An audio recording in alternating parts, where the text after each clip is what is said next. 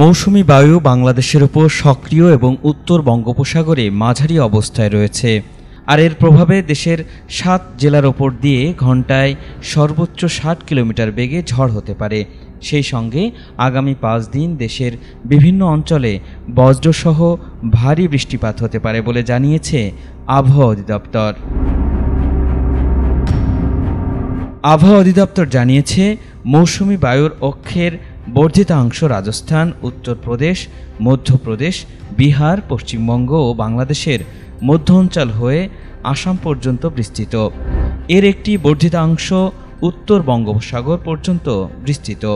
মৌসুমী বায়ু বাংলাদেশের উপর সক্রিয় এবং উত্তর বঙ্গোপসাগরে মাঝারি অবস্থায় রয়েছে।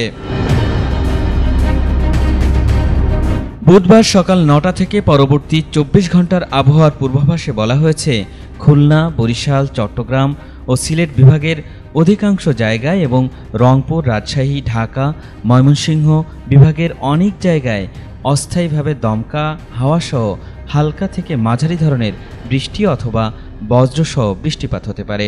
সেই সঙ্গে খুলনা, বরিশাল, চট্টগ্রাম ও সিলেট বিভাগের কোথাও কোথাও মাঝারি থেকে ভারী বর্ষণ হতে পারে। সারা দেশের দিন ও রাতের তাপমাত্রা প্রায় অপরিবর্তিত থাকতে পারে।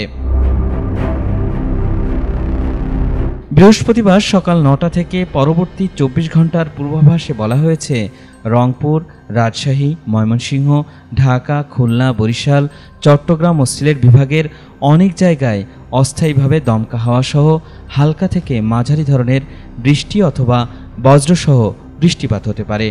সেই সঙ্গে সারা দেশের কোথাও কোথাও মাঝারি থেকে ভারী বর্ষণ হতে পারে।